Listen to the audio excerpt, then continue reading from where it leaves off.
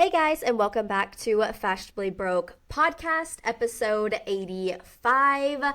It is fall. Let's start with that. It is freaking fall. I don't know about Tennessee, but in Texas, we got into like the 60s, and it is feeling It's absolutely amazing. it's been in the 50s here in the morning. Oh my God, cold. Yeah, no, it's been Where? like chilly. On Saturday, Yeah. it was so cold. I didn't have a jacket and I was shivering. Oh my goodness. No, I woke up Saturday morning at my parents and like went out on their patio, and I was like, oh my God, why am I getting goosebumps? No, literally. Like, why is it cold? It felt amazing, literally. So September's here, fall is here. I'm so excited that fall is here, and I can't wait for it to get even cooler, and I really can't wait for like all the holidays to come around. I mean, it is almost go time. Um, I like hate to be like the Grinch or like a Debbie Downer. I like need the holidays to hold off just a wee bit. Because the past couple of months, I know we say this literally every single episode, but like my spending the last couple of months, like of just traveling, like things that we have to do for the podcast, like things that I even have to do for family. Like I literally just went on this whole excursion of trips. I'm about to have to leave next weekend to go to San Antonio for my grandma's 100th birthday. So I'm like, every single flight is just killing my bank account. And then of course, like when You need to get like an airline credit card. The amount you fly, it's see, insane. I know, but then I'm also like, I just don't want another credit card. Yeah, fair enough, fair enough. But like the points you would be I racking know, up, like, it's insane. I mean, is but actually insane. it does help like me, having obviously like accounts and like I'm building points like buying these flights, but I mean I feel like it would be even more if I had the credit card. But Yeah. these freaking holidays need to slow the hell down because I mean I have people's birthdays coming up too, and I'm like, I have maybe $200 to my name at this very moment, and I need that to last somehow. No, I don't know how. I have no idea. So no one's getting shit from me for the holidays. That's all I have to say. No new outfits either. Like we're wearing it's a sweatpant holiday this year.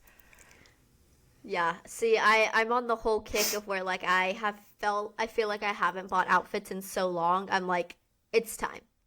It's time. I just can't afford anything. It's so sad. It is so No, sad. it's okay.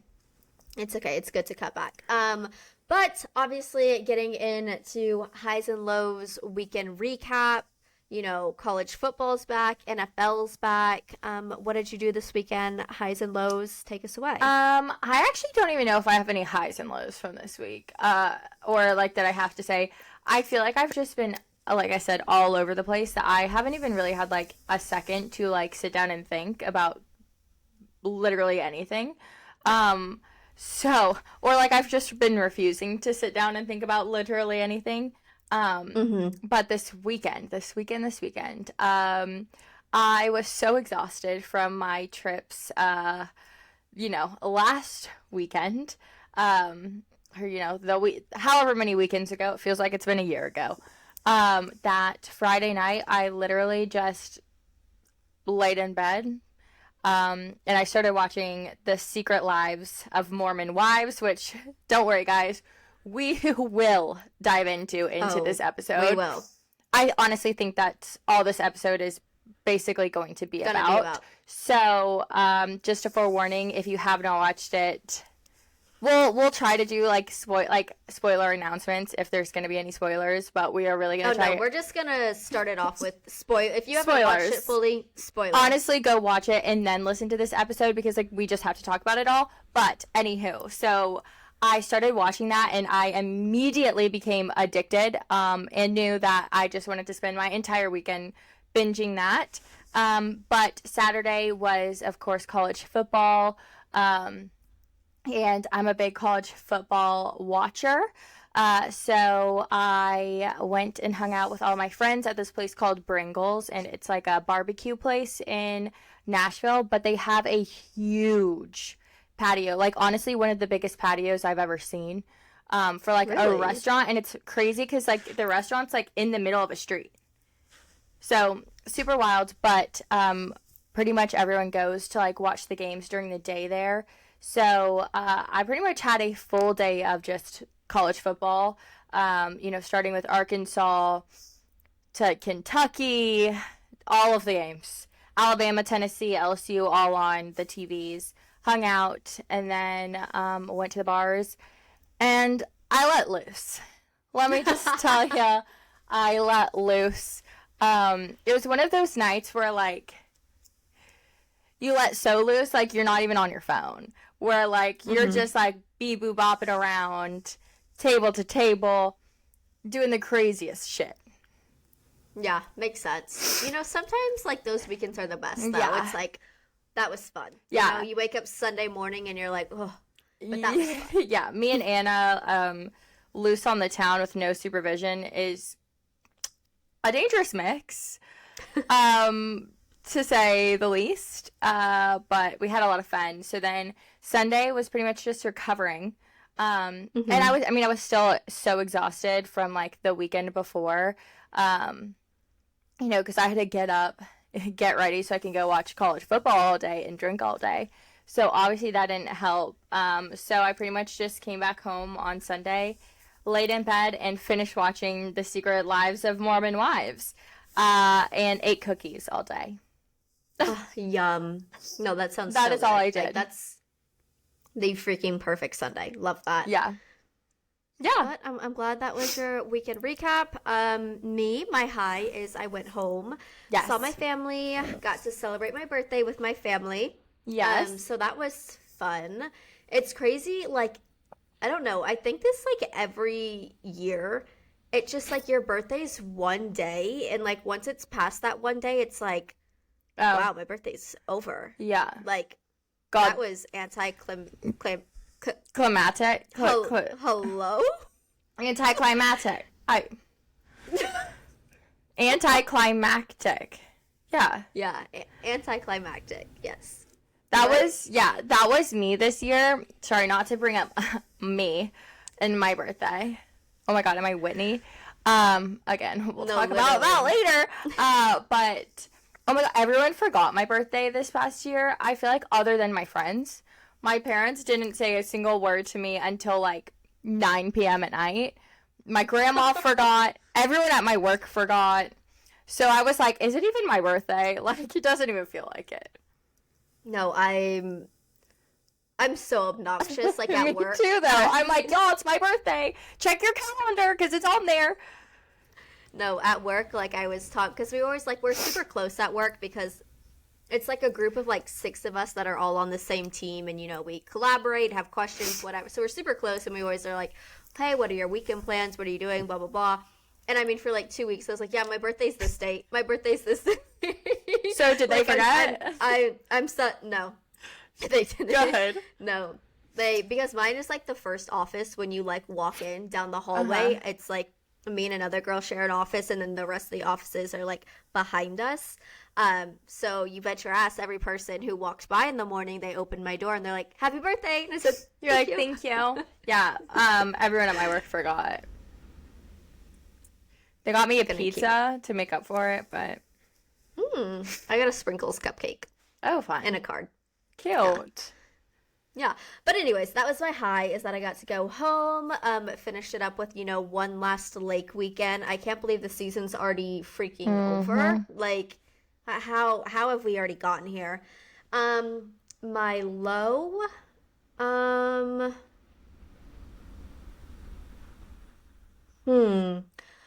well, so we got a preview of our photos today, but my low is I've been itching to like see all of them, and I know it takes time, and I know editing is like a whole different animal, but I mean, I am like itching to like get them all. We were hoping that we would get them in like this weekend so that by this episode we would be able to have a new cover. It's not, unfortunately, not looking like the case, but I mean, I think we're on track for next week. There might be a new podcast cover, which is so exciting. Yeah, no, I think that's definitely on track for next week. I would definitely count on that. I'm so excited. We just saw like the sneak peek, and I'm just like, God, I can't wait to see them I know. all. Like, I'm I so need excited. them now. I know, me too. So I would probably say like that's my low, just because I'm like itching so bad to like get them back because I know they're just gonna be amazing. Yeah. But yeah, that's basically what I did this weekend. Hung out with family. It was a good time to hang out with family Fun. and just chill out. Came back home Sunday. Obviously had to watch the Cowboys play. They won. They did a great job. Keep it up, boys. We really need to pull through this year.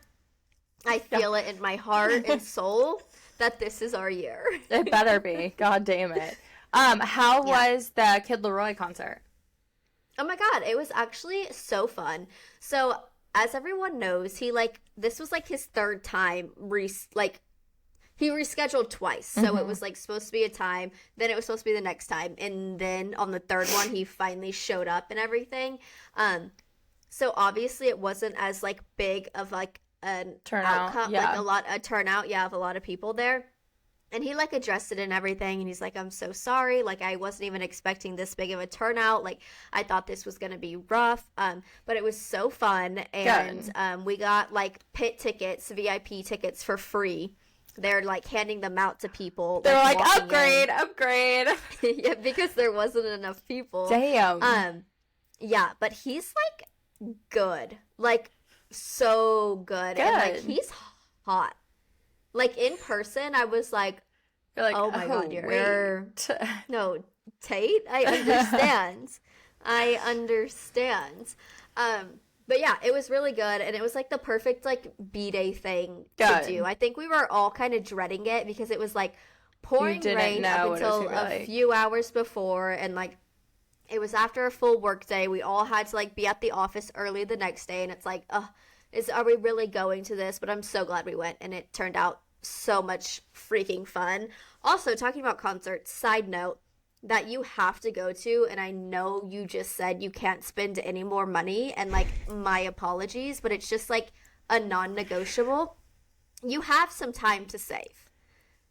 I think tickets do go on sale soon, but you have some time to save. I have to go to Stagecoach in April. I'm going, no matter what. So we're going, is what I'm hinting at. Where a brand is going to be inviting us. I am putting it out there into the universe because Mama ain't got no cash. Mama ain't got no cash.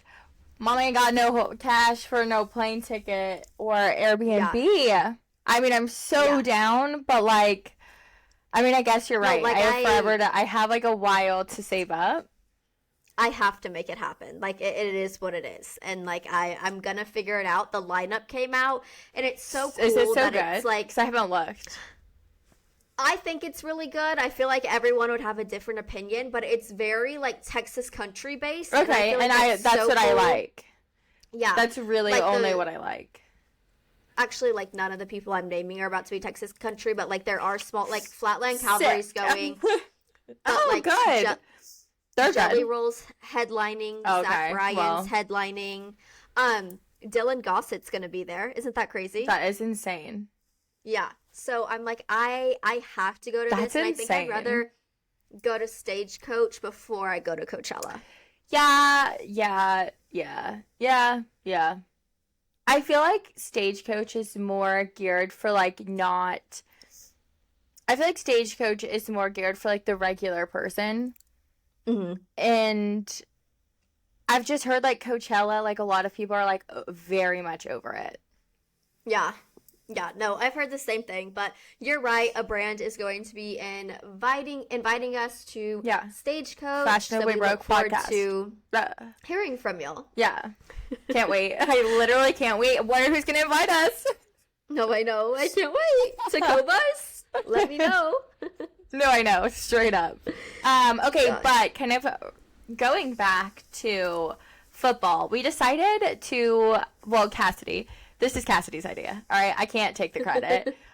Decided to start a new segment during football season.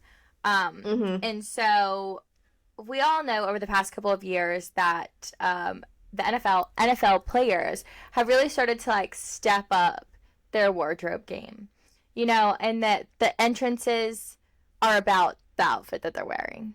So Correct. we decided that we would bring in a new segment and basically, like, every week pick our top 3 favorite fits of the week.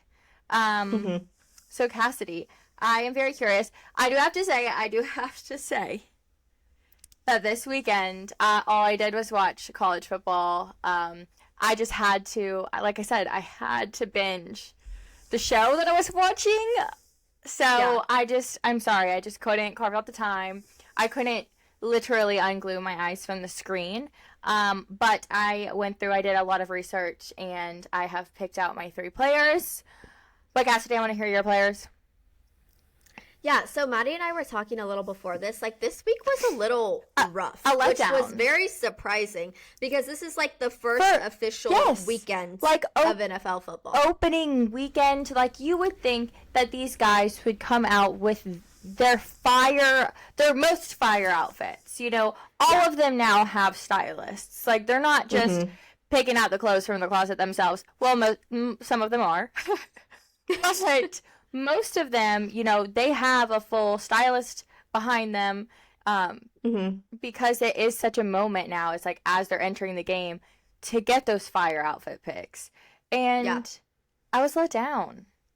Yeah, I was too. But I did find a few that I actually really did like. The first one is obviously a Dallas Cowboys player. Trayvon Diggs. He like went for the like the Shabuzi vibe. Yes. It was like all black, you know, very much tying in like Western leather. Like he had like a belt on, like a Western belt, and then just like a leather jacket. And it's just like, just enough of like edgy and Western and just cool vibes when I was like, yeah, like I absolutely love that. And I really feel like it's something that's like not in his like comfort zone. Yeah. And I feel like that's what's best to like come out during, you know, your opening walk-in for the game and the outfit you choose. Yes. So I really liked that. And he really dressed it up with like rings and watches and jewelry, and obviously, you know, that completes any freaking outfit. Of course. So Trayvon Diggs, 12 out of 10. And then I really had to like look into these. So the player I'm about to name, I don't even really know who he is, but he does play for the Browns, right? Yes, the Cleveland Browns, which that's who the Cowboys played. It's Zadarius Smith. Okay, yeah. He was in do you know him? Because I don't. No, I've heard the name. I don't follow him, but I've heard the name.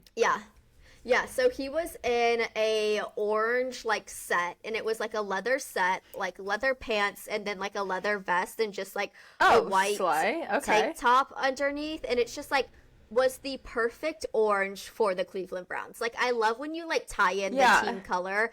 It just really looks amazing, and I'm sorry when your colors are like orange and brown, that's not the best to work with, but He pulled it off, and then he was also wearing like a Western hat. I'm looking it up right now. Yes, such a fire fit.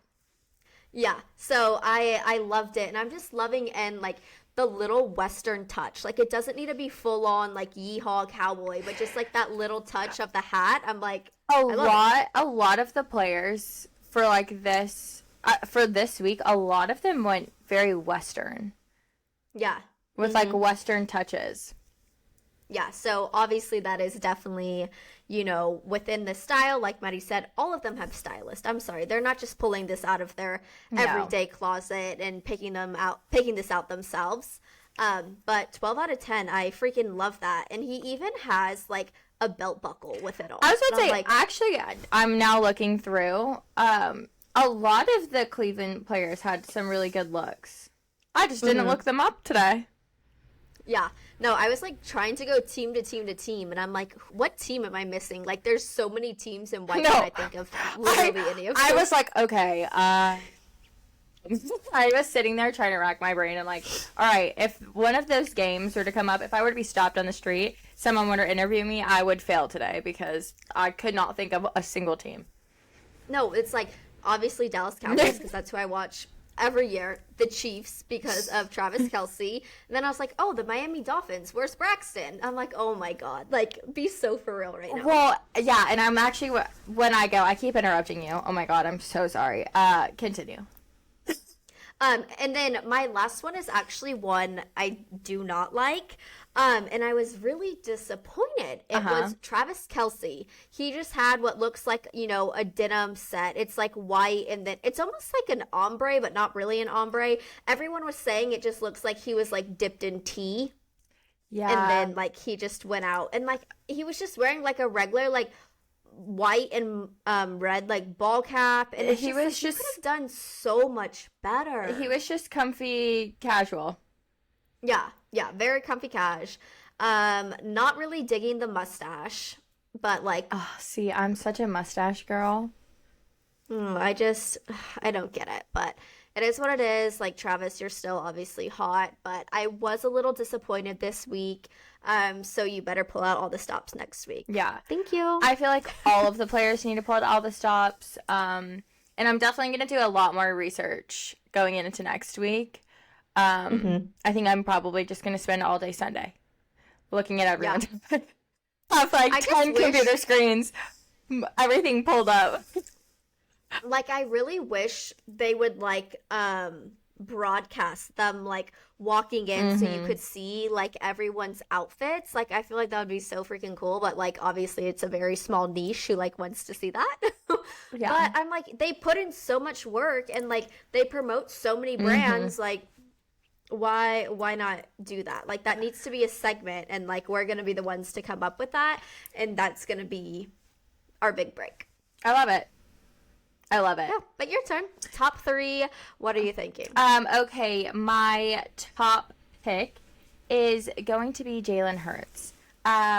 Okay. He just looked so swaggy. He was wearing, it was just all black. His jacket was super like chic, classy, almost like a take on like men's Chanel. It obviously was not Chanel, but just all black. His sunglasses, his beats, his beats, like everything just tied in so well. And then he like made it a little bit casual with some van looking shoes. I just feel like he looked extremely well put together, very classy, just like chic. He's there for business. Like he's ready to go. Like, don't mess with him. Ready to go.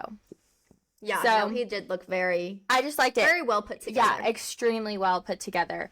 And then I hate to say it because it wasn't necessarily my favorite, but I just liked the way that he was like styled in a sense, because it was very, very, very throwback. Of course, I'm always going to think that Joe Burrow looks amazing in anything that he wears, even if it is something because he does absolutely insane.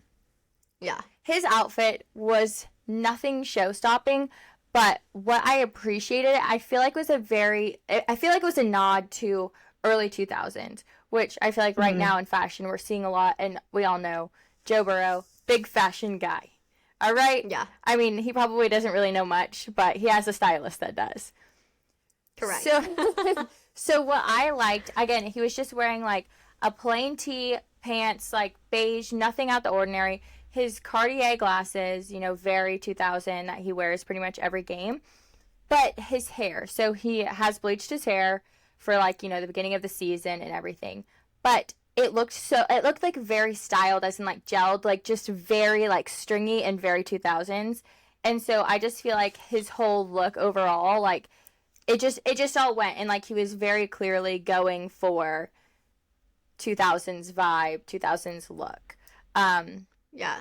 Again, nothing like crazy show-stopping or like out of the ordinary. And then I just still was not like super impressed by many people. And I searched. So I'm going to pull Cassidy, and I'm going to talk about one that I was like disappointed in. And that's Braxton Berrios. I feel like he's worn that outfit before. He was wearing I don't even think I saw that. It was a 2-piece terry cloth Prada outfit.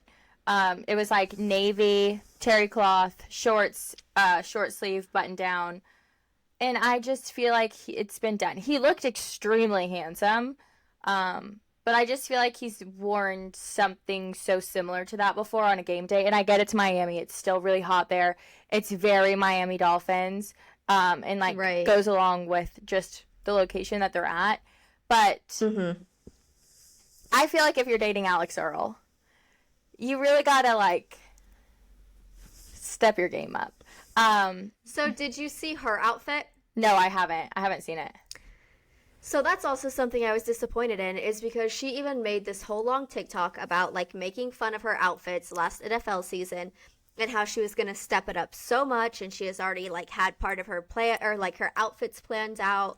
And this one I was like, well, wait, what was it? Because I have heard her say like she's made fun of a lot of her outfits, but I've even heard her say like she's stepping it up, but she's toning them down because she doesn't want to present herself as like a try-hard wag. Yeah. So I mean, I guess that's what it was like a denim micro skirt, and then it was like a Miami Dolphins like fitted tee. Yeah. Okay. So, but scroll to her purse. Okay, that purse is cute. The charm, the dolphin charm. I can definitely see why she chose to do that, because she's done interviews and like she posted a video a long time ago about like with Braxton like in the video, and how she was talking about like her outfits from, you know, the first season of them dating, and just how like she seemed very like try hardy, like, you know, trying to wear these outfits to like impress the other wags, when like she was doing too much where it was very not impressive. So she said that this year, like in everyday life, she was really like trying to tone it down in almost like a carefree, like, oh, like obviously my boyfriend plays for the Miami Dolphins. I go to games all the time. So like I don't have to try that hard. Yeah. No, I can see that. I mean, I liked the outfit. I just thought it was going to be like something a little more. I like the skirt and I like the purse. The top, I'm not the biggest fan of. I feel like it would have even been cuter if she's trying to kind of go with that, like, not try hard, you know, just kind of like casual. Just doing like a super cute, like, baby tee, or, you know, something a little different than what she went with. Not hating on it. See, I don't even know if I like the approach of I would have done like t-shirt a vibe. Cool jacket, even though it's hot as hell there. I know for sure. But, or like cool boots, something like, I wonder what shoes she wore. I know, and that's my thing, is like, I wish she would have done like a full like denim set of some sort. A denim set would have been so cute. And then like incorporated orange on your like shoes. Like I love when you have like a nice outfit and like you incorporate like the colors in them. And then like you said, I love like a jacket or like a customized thing that has like your boyfriend or your husband's like name somewhere on it. So I mean, obviously everyone knows her, everyone knows who she's dating, but like I love when it's like the customized denim set. Like a denim set would have been so cool. Yeah, with like orange, you know, boots, or even like small heels, or even like cool sneakers that like you can afford, top of the line sneakers, and like you can buy them in every color if you want. Yeah. So I think I was just disappointed by like the t-shirt vibe. I was like, so. Whatever. No, I feel it. Yeah. But that is our little fashion segment. I really want to continue that on because I know a lot of more people want us to talk like men's fashion. And I think this is like a great segue place to start because it's like football related as well. But there's so many, like, there are some people like showing up in the coolest like sweat sets. Yeah. And then there's people dressed to like the nines. Yeah. Like, so you have everything incorporated in there. A huge range. And remember, we are a sports podcast and a finance podcast. Obviously, we talk about our finances all the time and how well we're doing in life. So just don't you forget. That's literally that is like how I describe our podcast to men when people are like, when they're like, oh, you have a podcast? And I'm like, yeah, it's called Fashionably Broke. And they're like, oh, no, wait, what's it about? What do you think it's about? It's sports and finance, duh. Like, obviously it's freaking not. So I'm like, It says it in the name. What do you mean? no, I know. I'm like, context clues, fashionably broke. Yeah. So I literally say, oh, it's a sports and finance podcast, you know? You should check it out. Thank you. Yep. Okay. Buckle up, ladies and gentlemen. The topic we have all been waiting for. If you have not yet watched The Secret Lives of Mormon Wives, I fear you might just need to skip ahead or pause this episode right now. Go binge it, all right? It's like 6 episodes. Just go binge it, all right? Go binge. Because I'm not holding here. anything back, and I'm not going to get attacked for spoiling this, so just stop right here. Right Move here, along. take a little pause, and come back. Yeah, because we have to talk about it. First of all, Cassidy watched a reality TV show for like the first time ever, so we need to do a little round of applause. And Thank you. I fear that this conversation could potentially get heated. I fear that as well, because I just know we have two very differing opinions, like always.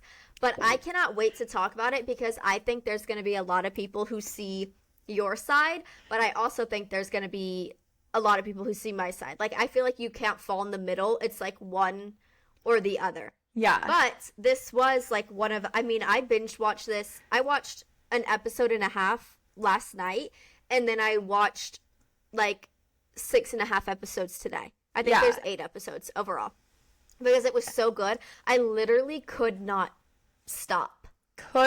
Stop. And I was very like wary going into it, because I mean there are a lot of reality TV shows out. There's a lot of stuff, and it doesn't necessarily land. Holy shit, this landed, and I swear to God, if this does not get a season 2, I don't know what I'm gonna do.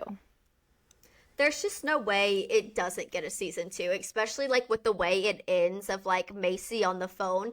I mean, season 2 is already being recorded for sure. It better There's be. No way. It hasn't. They've all talked about it. Season 2 has not been picked up yet by Hulu. So there's just no way. I mean, is going to explode. They have to gauge, like, you know, the first few weeks or the first few months on like just how well the ratings do. Obviously, I mean, it's #1 on Hulu right now, but like they do have to gauge everything before I think they can sign any contracts. They've probably like pre-filmed a lot of stuff, and like right now they're just kind of like in the waiting game of like, okay, season 2 gonna be picked up, and I swear to God, it better be. Yeah. So I want to start this off with both of us giving like a 1-minute synopsis of your overall thoughts. And then we'll go into detail. But I want to know, you know, off the bat, what are you thinking? How are things going? What are your vibes? I'm going to have you go first. No, what? I'm going to have you go first. Literally, why? Because. Okay. I'll go first. And I'm being so open and honest, and I don't give a shit. No, that's totally fine. Okay. So at first, I really did not want to watch this show. Period. I'm so glad you did. You know how I'm glad I did as well, because it's so good, but also, like, it kind of eats me alive. First off, they were on Mom Talk. That's how they became famous. The huge scandal came out about, you know, part of the Mormons being swingers, doing this, doing that, you know, getting with each other's husbands, wives, whatever.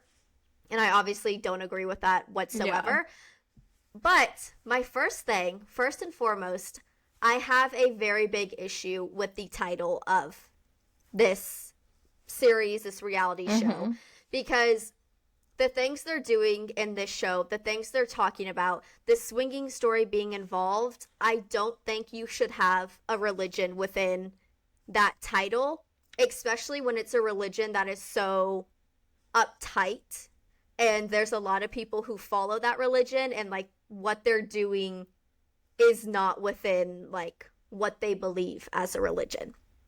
And even like the church had to come out with a statement saying, hey, we are not associated like with this TV show, the airing of this, like we're not associated with it like whatsoever. So I wish they would have done almost like, you know, the Real Housewives of Utah or like Mom Talk of Utah. I think there could have been like a lot of different names to go about it, because I think this is going to, and already has upset a lot of the Mormon Your hair's so nice. I didn't even take that in consideration. Yeah, and I just think it's like I just think I think it's because I grew up in a very Catholic household, and like you go to church, you know, Sundays, and you go to religious education on Wednesdays, and like that's just how I grew up and that's how I was raised. And you know, there were certain things you had to like follow within the church, and I understand like not everyone follows that, and you know, we're all sinners at the end of the day, blah blah blah. But like, you know, advertising what they're doing and what they're saying, and just like, and then like Mormon being within the title, I just don't, that doesn't sit well with me, and I wish they would have gone a different direction, just because I mean there are some things that get intense and I'm like, oh my god, is this really on reality TV show right now? Like this is kind of crazy. But I just feel like that's my one big thing of where I was like, I just don't know if that sits well with me. And like I'm not even Mormon, like who am I to care? Like, you know what I mean? But I was like, damn. But I mean, I can't wait to get into the details. That's just one thing I wanted to start off with saying that I don't like and I don't agree with, because I think, you know, when it comes to religious things and you're going against a certain religion, like that shouldn't be praised by a reality TV show. No, I get where you're coming from. So I think because the show is not about the swinging thing, because they're not swingers. Taylor was a soft swinger. I have opinions on that. I don't think that I have so much to go into about Taylor. But I think obviously they use that controversy and then in that story, because, you know, she came out and she was like, listen, yes, like I was a part of this and it has completely effed up my entire life. And yes, she said like there are moms of Mom Talk were in this swinging group. It was only one other girl. She's not in the show. And I think that, to me, what I got from the show in general, especially when it comes to, like, you know, the Mormon religion, is that every religion right now is going through this modern age where, you know, they're also, they're trying to stick by, you know, like their traditional values, but then also adapt to modern times, because things aren't, you know, the way that they used to be every decade. Things are progressing, you know. And so I think that they're very, like, open about, like, hey, we're modern Mormons. Like, this is how, you know, we integrate our religion into, you know, modern times, into the working wife era, into, you know, just how things are now, because we can't necessarily like keep doing the things that like typical Mormon wives or typical Mormon families are, you know, supposed to be doing, because that's just not like realistic. It's not with the times. And I feel like too, they focused on, and this is where I actually was like, I am glad that they're showing this, because throughout the show there was that big divide of the saints and the sinners. And honestly, like, the saints were painted extremely bad because of their attitude of, like, holier than thou. Like, I'm better than you because I am a better Mormon than you, and you are doing all of these things. And it turned out that, like, the saints in the show, like, their lives were the ones that were a complete shit show. That their husbands were doing terrible. I mean, Whitney's husband being on TikTok and cheating on her, like, throughout their entire marriage. Yet she's the one out here, like, judging everyone else, when it's like, honey, take a step back. Stop acting holier than thou when, like, your life is a complete shit show. Your husband is not abiding by, you know, all of these rules that are set in the Mormon church, but you're judging someone else for getting a divorce when, like, all religions, like, you know, look down on divorce. So it's just like an adaptation of modern times. So, like, I do really like that you kind of saw, you know, as in some of the characters, had that almost like godlike complex where they're like, I am so involved in the church, but like they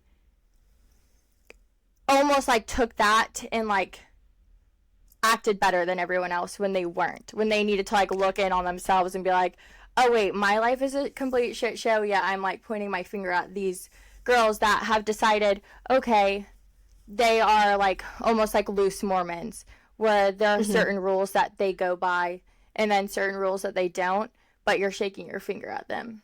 So I really liked that aspect of the show and like how they kind of showed, because within the Mormon church too, I mean, obviously they don't go like super into the Mormon religion.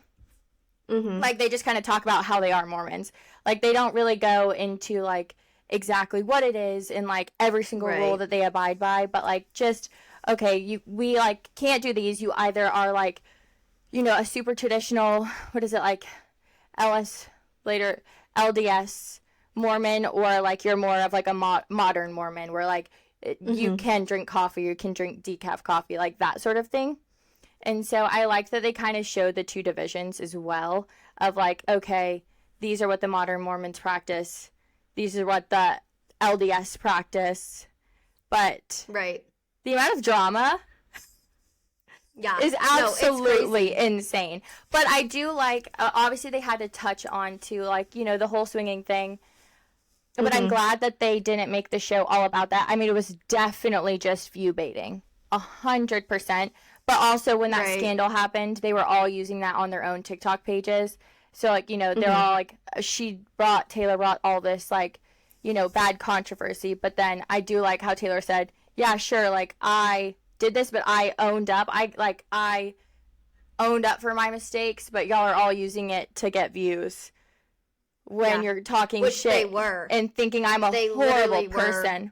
Which I guess just kind of jumping into that. So obviously there's the show and they kind of touch on the swinging thing. Obviously, like first episode they have to touch on it because that was like the biggest thing to happen. The thing is they wouldn't have this reality show if that scandal didn't happen. That's the root of all of this. And yes, they were huge on Mom Talk, but like that was the big thing of like the, oh shit, like we need to get a reality TV show. We need to see like how they actually are like living their lives. 100%.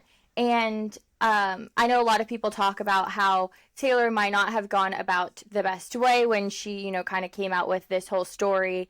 Especially, you know, she hasn't named names, and I appreciate how she has stuck by, she is not naming names, yet she is the one that is constantly just getting the shit, the blame. Like everyone is pointing their finger to her, you know, shaking their fist at her, being like, you did this. It obviously was not just her, but she is like, no, I'm the one that told my story. I'm not going to drag anyone else down with me because that's not my place. Like, I'm not going to, she's like, obviously it is pretty known, like, who else was in this group that was famous on social media and, like, within Utah and, like, where they live because it's, you know, everyone knows everyone's business. But she's like, but it's not my place. I would never say anything about the other person. But after, watching, I feel like a lot of podcast interviews and interviews with Taylor, I don't think that she would have ever done any soft swinging if it weren't for her husband. I truly think, just everything that I've gathered, I don't think that she would have ever made that decision to do that, or she would ever have found herself in that situation without her ex-husband. I truly think it was her ex-husband that pushed it on her. Really? Yes. I haven't dug into like that part of it much because like I remember seeing it on TikTok and everything, and like I just got like the base of it, but I never even like dug into it. But I'm surprised he's not even in this series. So he at least a little bit. He decided not to. Like him and his current like fiance, they didn't want to be involved in the show. She said it's still like up in the air if he wants to be involved, you know, in the next few seasons or in the next coming seasons. They are still really, really close. Like they like co-parent very, very well. Like they're still friends. Obviously, like she did with all the swinging thing that went down. She did end up having like an emotional affair with one of the people.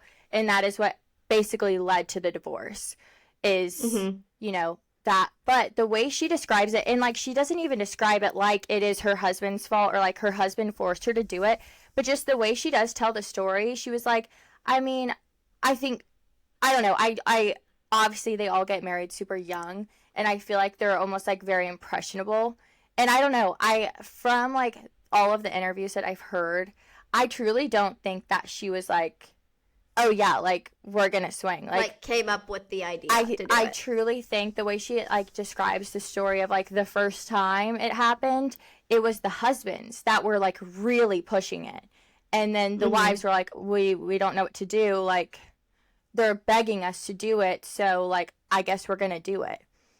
Right. And I truly just like that the show did happen, and she was like able to sort of tell her story, and she's been able to like really tell her story hence after the show's aired, because I feel like a lot of people painted her as a bad guy. Yes, she has made some really bad mistakes, some terrible, Right. she's made a lot of terrible decisions, but I don't think that like it, I feel like it truly like shows that she's not like almost like this person that was painted on the internet, or even the person she's portrayed herself as on the internet. Like I feel like the show really like showed who she truly was. And again, I've seen just like a lot of interviews post of the other girls that were on the show, and how Jen, the one who is like very LDS, like she's like a very traditional Mormon, she's like, at first I didn't want to go on the show. She was like, I was never in the group. They just asked me to be on it because I'm Mormon. I do TikTok, all of that. And she was like, I was scared because of Taylor and like all of the controversy that follows her. And she was like, she actually has become one of my favorite people that I've ever met. Yeah. And so I just feel, she's like, she is such a good person. And like, I feel like that truly, I feel like it's really good that she's able to like tell her story. Yeah, no, I agree, and like yes, she has messed up a ton and like made a bunch of mistakes. But one person I really like within the series is her mom. I knew you were going to say that because I Because cannot stand her mom. her mom just tells her like how it is. Like, what are you doing? Literally, what are you doing right now? Like, you just got over a divorce. How are you already dating someone else? How are you already having like a pregnancy scare? Like, you should be like, do better, you know? Like, you need to take time to yourself. You've just gone through like the hardest part of your freaking life. Like, take a step back and like, let's look at things like you have children to care for, and then like after her arrest and everything, and then like her getting pregnant after the arrest, I was just like, what is happening? Truly, what is like happening? Like, is she just confiding in this guy so much because she was at a such like low place? And That's I can only what imagine. I think it is. And that's too why I'm like, I have like such a weird, I don't know, like with her mom and how her mom approached these, like approached the conversations and like everything. And I'm not for like soft parenting, none of that. But Taylor talks about like just how badly she like was hurting, especially going through that time. Like she was not okay, like literally not okay mentally, was willing to give up her children. Like she was like literally wanting to end it all. And I feel like you can't just be like, what the hell are you doing? You're messing up your life when someone's in that point in their life. I feel like you have to approach it like extremely carefully. And like obviously, elephant in the room, Dakota freaking sucks. He's terrible. He's the worst. She should not be with him. No, I mean, so like he sucks no, I know. bad. Like, I thought he would get better and better through the episodes, and he was literally getting worse and worse. I couldn't even stand to hear him talk because I'm like, I'm sorry, all the drugs you did literally messed you up in the head. Like, they But really he did. is Like, definitely not the worst guy on the show. oh, no. God, no. God, He's not the no. worst on the show. What literally just shows everything. But I just, like, Dakota is the worst of the worst. Yeah. And, like, hearing all the things, I'm just like, literally, how were you not careful when you were like starting this out, and how are you already pregnant with his baby? Well, like, and I think it's because and that kind of goes back to like her mom thing. And this is me just like very over analyzing and just kind of trying to come from a place of like, okay, like no one can imagine what she's going through. Obviously she made a mistake, and she talks about in interviews how she thinks like she's a bad person. Like she thinks she's a bad person. She's really trying to work through it. And she's like, my biggest hurt is that I hurt my ex-husband, and like that I did that to him. She's like, I can't believe, she's like, I can't live with myself. So I think that, again, like, she almost wasn't getting the, like, okay, she messed up. And obviously your parents are going to be like, you messed up. But it's almost in a sense of, like, okay, they then take her in and, like, help her get back on her feet, help her, like, go through this hard time. And, again, I wasn't there, and it wasn't recorded. So this is just me making assumptions. And she, like, almost needed someone, not a guy, to come in and like take her in almost while she was so low. And so then I think like she wasn't getting it from like friends or family, and then she meets Dakota, so she immediately latched on. And like she, like, he was her life jacket, but like he's not in any place to be someone's life jacket, because he's drowning too. Like he's a recovering addict, like he's made terrible decisions as well. And I mean, he just, to me, just doesn't, sorry, excuse my language, that great of a freaking person. And so I just feel like that's why she, like, has latched onto him and, like, will not, and, like, is making those stupid mistakes of, like, getting pregnant multiple times with him. Yeah.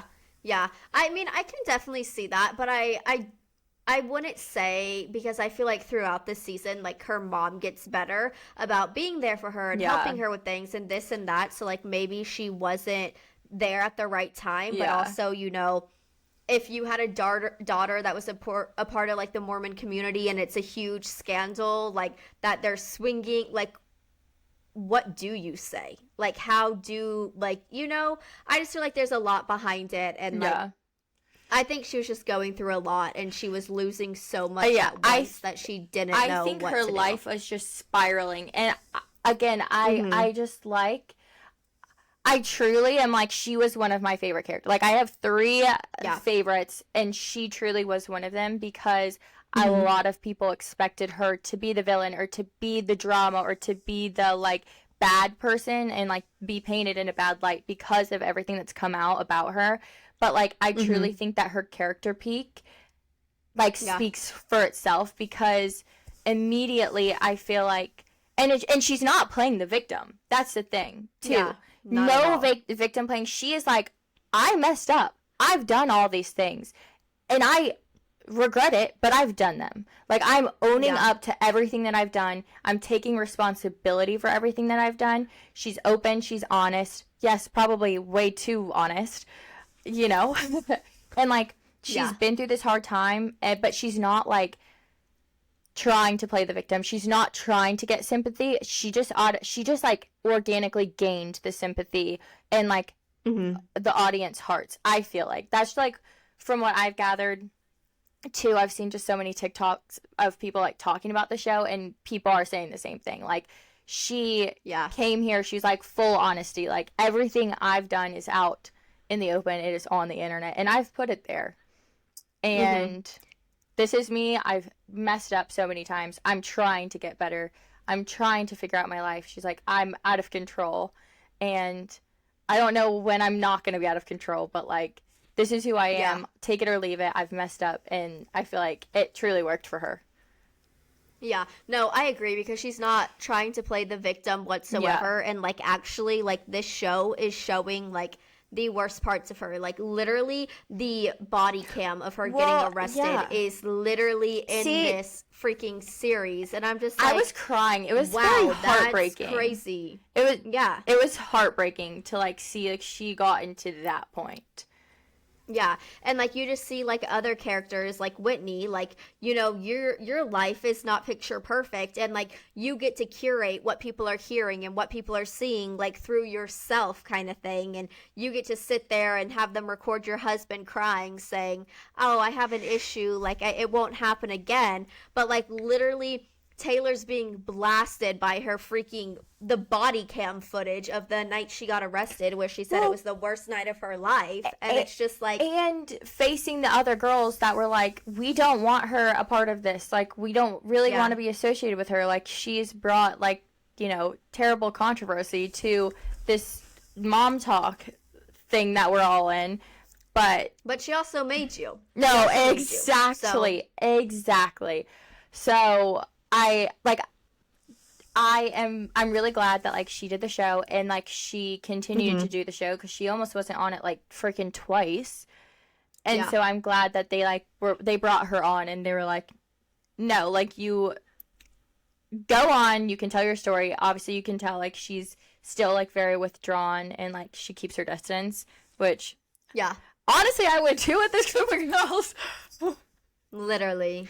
These group of girls, man, and, like, let's just get to the elephant in the room, the freaking mean girl of Whitney. The villain will always come out no matter what, and it's the fact that she sits there in her interviews with her little bob flipped out, and then she has on this, like, you know, picture perfect, like, mom dress, and I'm like, you're just a bitch, and you're such an awful person. Awful person. It is just crazy that you're gonna sit there and you're gonna play the victim and you're gonna act like, oh, poor me, and you will continue to cry and run away and talk so much shit. Yeah. When you've said such hurtful things and people confront terrible things. And you sit there and lie about it and you can't even say, like, yeah, I did say that. Lie or say, yeah, I said that and I would say it again. Yeah. What? And the fact of saying, I didn't feel like I had to say it to her face. Yeah. Yeah. But, every single, like, confrontation that, like, she deals with, she wants the other people to come to her and say sorry and do this and, you know, kiss her feet. I mean... I cannot stand this girl. It has gotten so out of control. To break it down, first episode, I've been reading so many comments, too, on, like, different videos, and the people that were, like, first episode, I was, like, a Whitney fan. How? Immediately as this girl started talking, I was like, I don't like her. I don't trust her. Something about her is off. Yeah. She came in 100% trying to paint this pristine, perfect picture of who she is, her life, her husband, her family, how devoted to the church she is, and how she was the leader. She was self-nominated leader. And we all know that never works out. Self-nominated, yes. We all know that never works out. Because I also feel like Taylor wasn't even, like, trying to be like, yeah, I'm the leader, like, I'm trying to take charge. People were just like, she is. It just happened that way. Yeah. She was just like, you know, she was the it one. She started it. It happened that way. And Whitney was preying on her downfall, that this was never, like, this was going to bring her down. And she was going to be the one to snake her way in and take over and save Mom Talk. And it's just crazy. By the end of this, they are all so freaking done with it. And to even start out, okay, obviously Taylor's, like, laying it all out. She's like, the swinger controversy. I got arrested. I'm on probation. Oh, guess what? Also, I'm having a baby. Unmarried. I'm divorced. I've known this guy for 0.5 seconds. He's a drug addict. Yeah. Blah, blah, blah. Yeah. And Whitney is, like, sitting on the couch, crying to her husband, being like, I just feel like I have to tell the girls because I've been lying. Because I've been lying to them. She sits down the girls and she says, I have been lying to you all. Obviously, because you're a goddamn liar. Yeah, like, that doesn't even start it off right. Like, she left for Hawaii, blames it on Taylor, basically, why she left to Hawaii, because she needed to get away. No, it turns out it's because your piece of crap husband was cheating on you. Was on all over Tinder for your entire marriage. Yeah, from the day you were married up until now. Sending pictures, having emotional relationships with with whoever on the other side of the phone. Yeah. Yeah. No, and that was just so... But she's one to judge. Crazy. She's one to judge others. Specifically Demi, with her, the infamous Fruity Pebble story, which... obviously no one knows exactly what the Fruity Pebbles story is, other than the fact it involves Fruity Pebbles and an intimate moment that Demi shared with her husband and then told her friends in secrecy, who Whitney then proceeds to shame by surprising her with a gift of Fruity Pebbles in a box in front of everyone. In front of everyone at a party that she is hosting. Yeah. And then gets pissed when Demi gets pissed at her for spreading her business out into the open. Yet you're shaking your finger shaming Demi for this story that she told you, yet your husband is out there on Tinder. Yeah. No, exactly that. And like, Demi's husband was like obviously like very mad about it because he thought it was like an intimate moment between them. And he's like, now I feel like you're just going to run and tell everyone everything that we do. Everywhere. Yeah.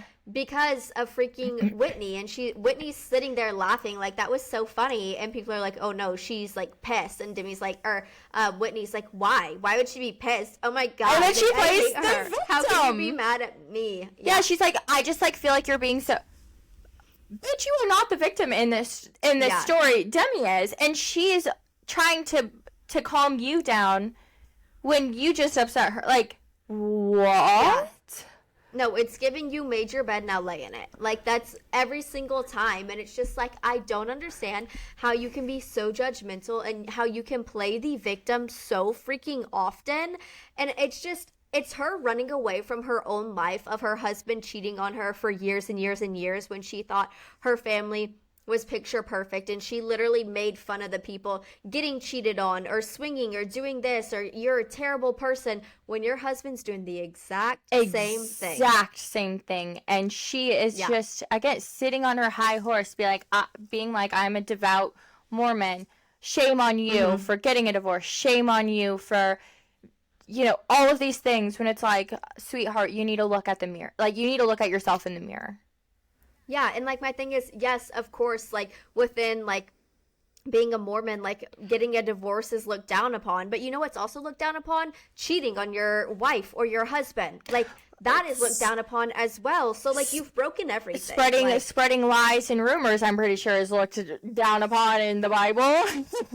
So, literally. And like talking, just like constantly, like saying the meanest things, constantly talking about people behind their back, telling other people's things that they've said to you in confidence and just spreading it around. Like, no wonder. No wonder. It is crazy that, like, obviously, Whitney ends up leaving the group message, pretty much stops hanging out with them as a whole. And every time they hang out, there's no drama. Like... Yeah, no, literally. If that does not show you, like, holy crap, red flag. Like, she is a walking red flag. She is a walking issue. Yeah. One of my favorite parts was when they were... it was like a girls' trip. I think they were just in Utah somewhere. I don't remember where exactly they went, but they were in their black matching sweatsuits. And they were on the couch, playing that game of like, like the confession game of like them asking each other questions, or like if you have something to say but you don't want to ask, like this is all anonymous. And the part where like they were trying to call like Whitney out on something of like talking shit about Taylor, and she's like, I never said that. I don't know what you're talking about. I would never do that. And you know what? Like, I don't even need to explain myself.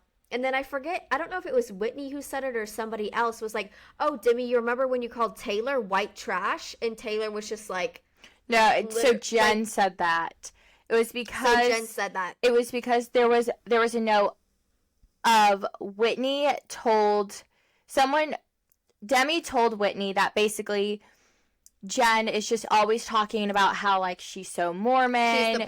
She's the perfect Mormon. And Demi's like, no, it's annoying. Like, she doesn't always have to talk about that. Like, we get it. Like, you're very devout. Like, we get it. You don't always have to talk about it. It's annoying. Right. And so then Whitney goes and tells Jen that Demi said that. So then Jen, while, like, Demi's trying to be like, okay, this is why I said it. Because Demi was like, yeah, you caught me red-handed. I did say that. No, but guess what? That's where I was going. They agreed, and then Whitney was like, no, I didn't. I would never say that. Yeah. Yeah, and that's the comparison thing, and the way I was headed is like Whitney said, like, I would never say that. I don't know. That was all you, Demi. That was all you. But then Jen, I guess, said the thing about Taylor, about Yeah. Demi calling Taylor white trash, and Demi was like, you know what? Yeah, I said it. You're right. I did, and it was a very low point for me. And Taylor, I apologize, and I would never mean that. It was in the heat of the moment. Like, when you're caught red-handed, you have to confess. And, like, Demi's doing that left and right, being like, yeah, I messed up there. Yes, I said this, and I didn't mean this, and this, and this, and this. And then Whitney's just like, oh, my God, I would never say anything. Like, what are you talking about? And I'm like, dude. When she's in her confessionals and sitting in front of the camera, she is point blank saying, I hate Taylor. I hate Demi. Yeah. I hate... Well, like, get a grip, girl. Get a grip on freaking reality. Like, I have never once watched a TV show or a reality TV show where I, like, hated someone so much. And, like, there's nothing I can do except sit there and watch it. But it's almost like what's making me so mad is she's painting herself of being, like, the perfect Mormon. And even, like, with what she's wearing. And it's perfect. It's the hair, bro. The hair in every single... interview or whatever, that I can't. Well, I literally can't. What's so funny is I wanted to dye my hair red, and obviously I have a bob, and I'm like, I can't now. What do you mean? She had red hair for 0.5 seconds. God, She's changed her hair about 12 times. I'm talking the one of just like the perfect straight with the yeah. And I'm like, oh my God. I can't get over how basically she is saying, like, I don't care. Obviously she's like, they are terrible friends. She doesn't care to recognize and acknowledge her mistakes. And all of these girls, point blank, they're being called out, and every other girl is like, yep, yeah, I messed up. Hey, I said this. Yeah, you caught me red-handed, and I'm going to be honest. And, like, I'm willing to talk about it. I'm willing to admit my faults so that we can make this friendship work. Because, like, everyone has faults, obviously. But it was Whitney orchestrating it all as puppets. Because once Whitney was removed from the picture, they all stopped talking shit about each other. Yeah. And even, like, another person who, like, got confronted and was like, yeah, I'm sorry, was Jen, when not everyone was invited to the baby blessing. And she's like, yeah, I'm sorry. I'm going to give you the rundown of what. And they're like, no, we had a date and a time. You told us. You invited us. And she's like, you know what? You're right. I did. And then, like, me and my husband just didn't agree, and we want someone who's, like, fully active in the Mormon church. That's the only people attending. And I'm just, like, as hard as it is to sit there and, like, cringe with them, that I'm like, oh, my God, how awkward can this be for you? Like, you're caught red-handed on camera, Whitney. Yeah. Like, you've said it over and over, and I can only imagine, because she's watching this series. She's watching it all the way through. And I just wonder what she's thinking. She posted a video yesterday. Oh, my God. Cassidy, I can't believe you haven't seen it. She posted... No. Oh, let me pull it up for you right now, because I need to know exactly... I need to remember exactly what she said. But she is basically like... I can't believe they would paint, like, the editing, like, I can't believe that they would do that, like, it is. Oh, I think I saw a TikTok, like, something about, like, that's not the story I told, like, some editing they have, or something like that. Dude, it was, like, everyone is like, girl, you need a reality check. Like, how was this not a wake-up call? You watching yourself back on the TV, acting like that? It was disgusting. People like that. Oh my God, she posted another one. What is her Instagram? Oh, it's on TikTok. She posted stuff with screenshots. We have to review it after. Okay. But she basically said, it was like a video of her just like standing in front of the TV, and it said, "Welp, just finished watching The Secret Lives of Mormon Wives." And then her caption is, that's not how I remember it. Yeah. I saw that on TikTok. Yeah, I did see that one, but I'm going to have to look into the other one. The other one, the screenshots from Macy. Holy crap. Okay. Wow. Insane. Yeah. But the last thing, because this is getting a little longer. I know, I have so much to say. We could talk for hours, but I know you included this on the notes, and I keep going back and forth so much, and I can't decide Macy? on how I feel about Macy. I can't, because it's almost like she's trying to be the glue and trying to be there for everyone, but I am also a strong believer, baby, when it comes down to it, you got to pick and choose a side. So I don't even think that she's trying to be the glue at all, because and this is coming from, I feel like I'm a very big people pleaser, and I really try to make everyone happy. I try to include everyone, and like I know the feeling of like when you're in the middle and like you don't know what to do, but I think that she fully plays both sides. I truly think that she does, and I think that for some reason, like, I don't know, like, what she sees in Whitney, because she even said, like, Whitney was not there for me. She's like, I am there for Whitney all the time. Like, every time she needs me, I am there. I stick up for her. Like, Whitney yelling at Macy when they were on their at Macy's birthday party, and she's like, you didn't stick up for me. How dare you didn't stick. And Macy was like, because I truly don't remember how it went down. So, like, I'm not going to sit here and lie. And Whitney goes I'm not going to sit here and pull things out of my ass and just agree with you when I don't know what happened. And Whitney goes in on her being like, I cannot believe you didn't defend me. You're just like them, blah, blah, blah. And, like, too, Whitney didn't show up to Macy's business launch. Like, all these things. And Macy, like, didn't stand up for herself, which kind of pissed me off. I feel like in this show, they honestly didn't stick up for themselves a lot. And, like, that did piss me off. But I feel like they kind of just fell into the narrative and, like, agreed and, like, didn't even, like, want to state otherwise. Where I'm like, I'm sorry, I'm going to tell you how it went down. Yeah, like, that's not what happened. But, like, she just forgave Whitney so easily. And I'm like, I don't understand what this pull is with Whitney that, like, Whitney has over Macy. But I feel like at the beginning of the show, like, I saw her, like, be, you know, there for Taylor. And, like, I know she's there for Taylor because they've been friends for a really long time, but you can very obviously see who the problem is in, like, the situation, and it is Whitney. Whitney treated her like shit. Whitney grouped her in with everyone else, saying, like, I just needed to take a step back away from every single one of y'all. Y'all aren't my friends. And Macy was like, me? And Whitney was like, yeah, like, you included. And then Macy was like, she's burned you once, twice, 3 times. No, but, like, how can you still but be also, there with someone? You see her burn every single person in the group except for you. Baby, your time is coming. Like, this girl literally is just on a warpath to destroy every single person because she's jealous, because she's a terrible friend. Like, and Macy would sit there while Whitney was talking mad shit about everyone, and Macy would just be like, yeah, like, fully agreeing, not being like, hey, like, if I'm sitting in a room and someone is talking shit about my best friend, I'm gonna be like, hey, listen, they're my best friend. I don't agree with what you're saying, and I don't want to listen to what you're saying. So if you're gonna talk shit about them, you best not do it in front of me. Yeah, I agree, and you're so right. She plays both sides. I think she fully plays both sides, but she plays it good. Like, you know what I mean? She like, does. I'm not hating her when I feel like I should be hating her, because you're still going back to Whitney, and, like, I hate those kinds of people. So I'm like, damn, you are kind of playing it good, but it's just, when I think about all this, it's like, I wonder how this is going to go down with the whole Dakota situation, with the phone call to Jenna, and, like, are you going about this with good intentions, or are you going about this, like, just wanting to hurt somebody? I kind of feel like, and then, too, when it comes to that, I kind of feel like it's bad intentions because, okay, Cassidy, if you were with someone and I freaking despise them because you came to me invented, number one, you're coming to me inventing about the really bad things, the things that, like, have hurt you. Of course I'm going to hate them.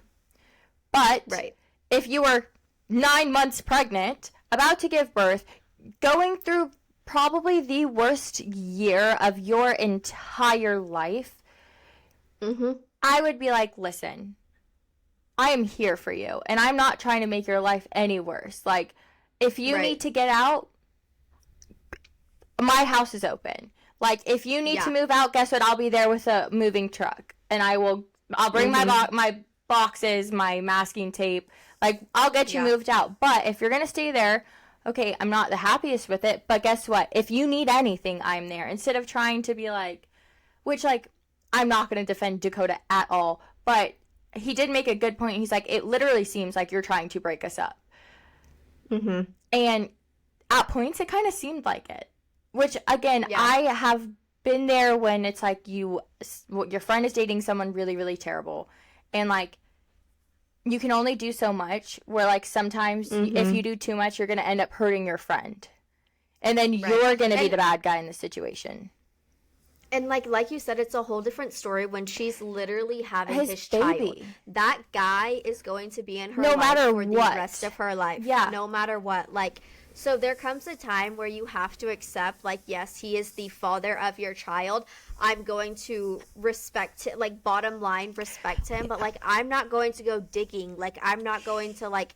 And, like, why didn't you call Jenna in the first place? Why is this months later? I know. Why is this months later when she's literally giving birth? That's done and over with. And it's just, like, to an extent, you have to believe the guy. And, like, if it turns out wrong, it's always, like Taylor said, it's always going to come out in the end, baby. Yeah. If it's a year or two from now, it is always going to come out. 100%. So, like, why are you trying to, like, get to the bottom of this now when you got that so-called confessional, like, months ago or whenever you got it? Like, but also, make like, sense. too, so, like, a confessional, come on. Like, also, that's where I'm like, it's a little sketchy. I just don't know.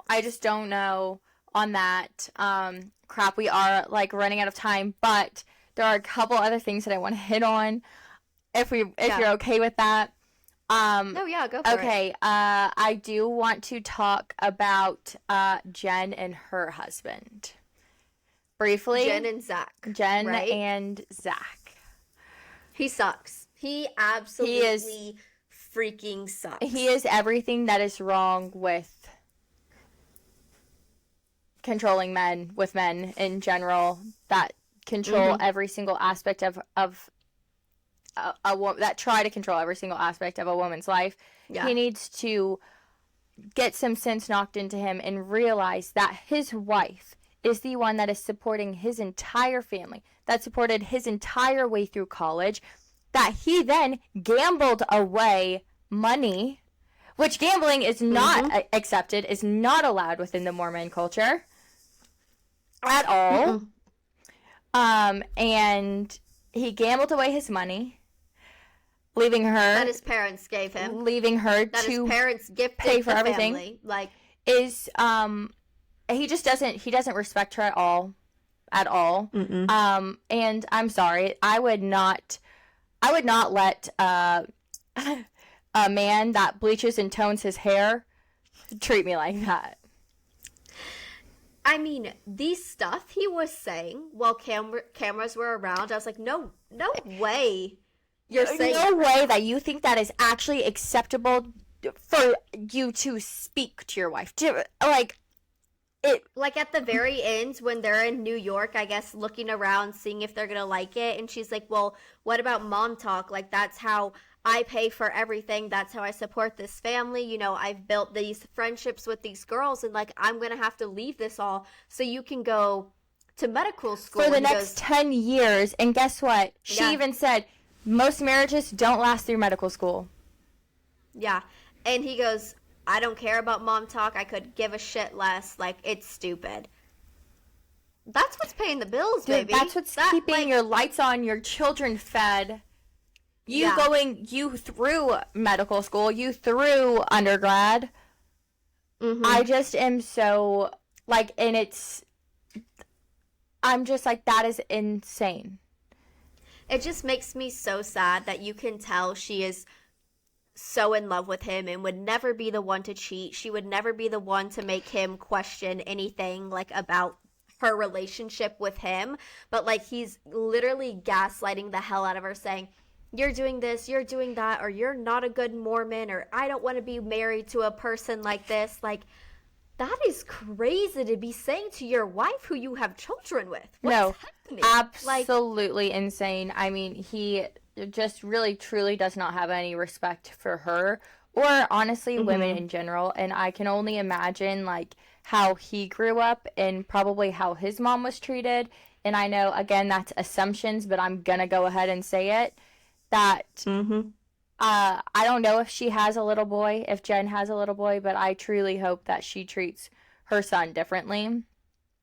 Yeah. And I truly do wish her the best because I really started to like her towards the end, but obviously I felt terrible of everything that like she was going through, and obviously like her husband does try to isolate her a lot. And A lot. you know, and she just has so much potential. Like obviously like she has been able to support her family, and it just makes me so sad. But like obviously she's been doing appearances a lot since the show. She's been on podcasts, she's been with Mom Talk, she's been filming. So I think that if they do a season 2, I think she'll be back. Yeah. No, I think she'll be back too. Because she kind of said that she wasn't going to be. Yeah. But I don't know how things are going to end up going with all that. I mean, you know that guy's going to school in New York. There's no doubt about it. Like, he is. Yeah. And it's just like, what do you do? And like, you're taking your family away from all of their family back home, not just their friends, like the family that you have in Utah as well. Yeah. So just isolating the hell out of her so he can or she can do literally anything for you while you're in medical school. And so I don't know, but just recently, because I was like, I stalked every single one of their pages, of course, on TikTok after I watched the show. Duh. I need to do that tonight. I'm gonna go in such a deep dive. I haven't done that yet. Oh my god, every single one of them. Well, just recently, this past August, or it might have been like June or something, or July. Her husband made a TikTok, and she like tagged, she's like, everyone go follow him, which again, even Dakota's been posting, and he's just being like, dang, I didn't think that they would paint me in this light, like maybe season 2 will be better, and I can do better. Like, he's even acknowledging like, hey, I can tell I look like shit in the show. I was painted terribly. Looked and sounded like a dipshit. Like, even the way he was, just his voice. I was like, shut up. So I mean, I don't know. I wish her the best too, especially rewatching the show, and like, especially like the Vegas stuff. Like what, just like the way she came back. She's like, we're all good, and it's like Zach very so clearly like is so emotionally abusive to her, and I just wish that like, I hope that after the show comes out and like they've watched it, like that she's okay, and like things aren't really bad because of like, just the aftermath of how he was painted and like their marriage was painted in the show. Like, I just hope that everything's okay and she's okay. And then I'll say it, Demi, that's how she says it in the show, so I feel like that's how I have to say it. Demi and Jessie, hands down, my top favorite girls of the group. I'm obsessed with them. I could have guessed that one. I am obsessed. I could have guessed that one. They were so real, so raw. And they truly, I mean, yes, they had like some crazy lives, and like they do technically do crazy things, but I mean, they're open, they're honest, they are like super empowering, like they know themselves, they know what they believe, and like they stick to it, and they're like, listen, if you don't think that I'm a great Mormon, okay, that's on you. Like, I think that I am. Yeah. And if you don't, then you don't. But like, I know myself, I know my values, and they were just some boss ass bitches. They were so like I loved them. I'm obsessed with them. Yeah, and I hope that there's a season 2 and like they go more in depth on like their husbands or like their side of things, like, because I feel like they definitely couldn't hit on like everyone, but I'm just so curious about everyone they didn't hit on. Yeah, and, like Michaela, what's going to go down. They didn't say shit about Michaela, and like they barely touched on Layla too. Yeah, and I'm like, what is about to go down? Because I feel like every single couple they go to, some shitstorm's happening. Well, like, oh, my husband's been on Tinder, or oh, Zach sucks and is like, emotionally abusive. Like, there's always something, and I'm like, oh god. I can see, because I've seen so many TikToks where people are like, oh, it's crazy that there's only 3 girls in the show that have like seemingly really good marriages. It's Demi, Jessie, and then people are like Macy, but we think that she walks all over her husband. And but they're like, we didn't know really like learn much about it, so like we think it's good. But of course, there's always stuff that comes out after, you release a reality TV show. So to me, I know I need to wrap this up, but to me, obviously she is married to an older gentleman who's in his 50s. She pretty much just turned probably 30, or she's like 28, 29, almost 30. Yeah. I found out that he also used to be married to Real Housewives of Salt Lake City. Oh, Lord. Yep. Oh, God. So, okay. People are like talking about how next season, are they going to dive into it? Like, obviously, he's very familiar with this world. Like, did he just bounce from one reality star to the next? But they got married before there was even talks about this show. Did he help them get in connection with the producers to start a reality TV show? Everyone is like, what? Yeah. But a lot of people are saying like that they think so far what was shown, like they probably have like decent marriages. What I wish, this is the last thing I will say, I swear on my life. I wish that they would do a reunion. You know, how like all the housewives do, how Vanderpump Rule does, how each like show on like Bravo does. I want them to do a reunion. So, the Vile Files just dropped something today that they're having mostly all of everyone but Whitney, the wives on, obviously, but her. So that's kind of going to be like my reunion. So I'm excited to watch that because they had Taylor on, and I watched that whole one, and that was actually like really freaking sad. Yeah, I was crying. It was so good literally. So I'm excited to watch that and just see like what everyone has to say after the fact of it coming out. And obviously, I don't think Whitney is going to be a part of it. I think she's going to go buy her compounds or whatever and go live on a farm for the rest of her life. She's just going to have fun. I think she's just going to start her own cult. The Whitney I cult. can actually see, like, she reminds me of, oh my God, who is it? In Pretty Little Liars, her sister. I didn't watch that show. Oh my God. I heard, but like Anyways. Taylor still talks very highly of Whitney, which is crazy. But I heard that she basically, I don't know if this is true, that Whitney, after all this, became like a missionary again. Like for the church. Yeah.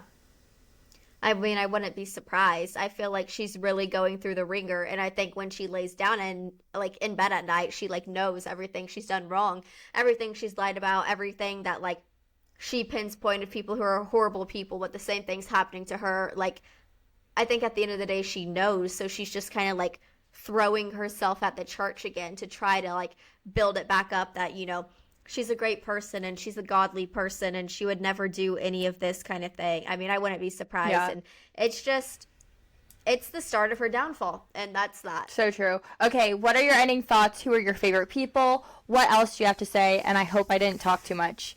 Yeah, no. I'm just passionate about it.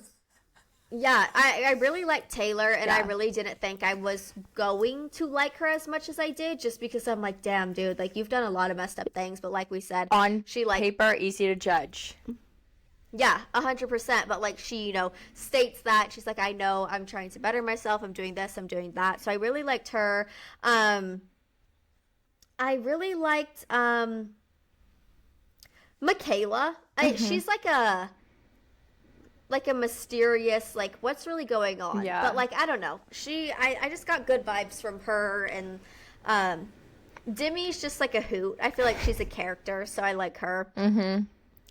But honestly, like, I'm not good at remembering like all characters, and like they all have the same damn hair. Like, I'm like, God, I'm getting y'all freaking mixed up. But yeah, I would say like that's my top three that kind of just like stood out to me. I love it. I love it. What about you? It's Demi, Jesse, and Taylor. Those are my top. Taylor. Yeah. I know. I hope that next season they go more into Michaela. She stayed out of the drama a lot, but I want to kind of have them dive into like her autoimmune stuff, or like her like chronic illness and everything. That would be, I feel like, pretty cool.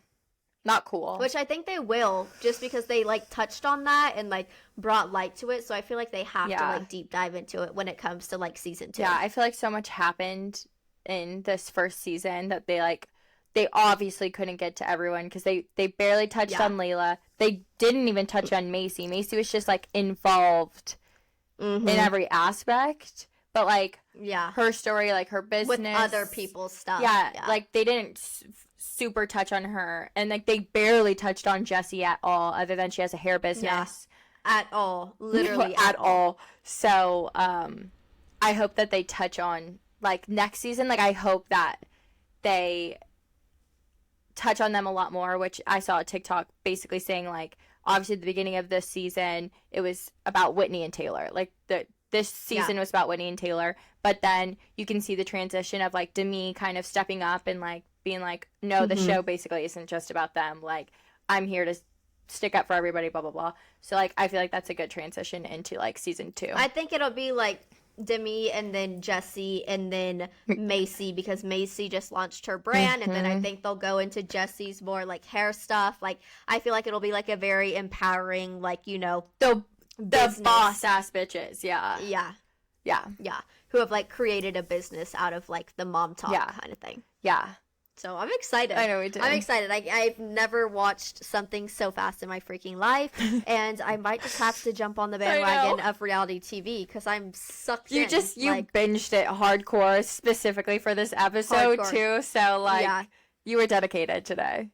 Yeah, I was like, I have to finish it before we record. Like I have to. God. And I'm glad I did. I finished it at like 5:30. I am dead. But thank you guys so much for listening. We are so sorry. It is a longer episode, so if you made it all the way to the end, we appreciate it. And we kind of want to, I want to hear everyone else's thoughts. Like, I'm just so like obsessed with it that I have to like hear everyone's take, because I feel like everyone's take is so different. So different, yeah. And we love you so much. Thanks for listening to us yap. Bye, guys. See y'all next week. Bye.